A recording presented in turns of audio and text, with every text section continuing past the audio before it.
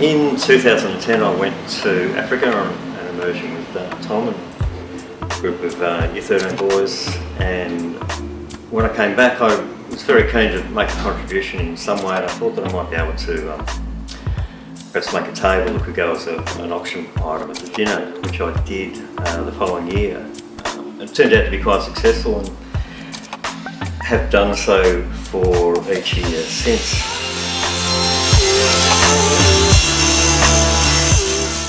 The timber we've used is Amora, and whenever I make a piece of furniture I love using solid timbers. I'm not a big believer in veneers. And we've used Amora, which is very jarrah-like. It's got a beautiful texture, and the finish that I put on the table is a Danish oil, and again I just think that brings out the texture of the timber really nicely.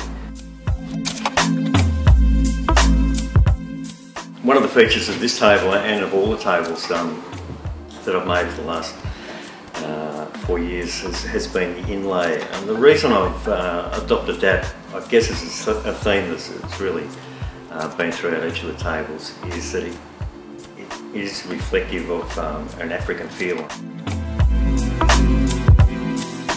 I had 3 stones left from when my family went to Santorini last year, so I thought that I'd like to incorporate those again, because I think for Santorini particularly, a lot of people who've been there and people who haven't even been there can identify with it and the beauty of the place. So these stones were sourced from Kalamata, which is the Black Beach. One of the reasons that I wanted to include the stones in this design was probably just to give it a bit of a design edge, or a bit of X factor, I guess.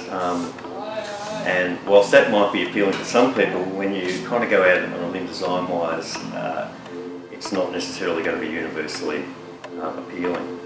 So if you're looking at this table, you're thinking, I love the table but I'm not too keen on the designs, I've constructed in such a way that they can be removed really quite easily.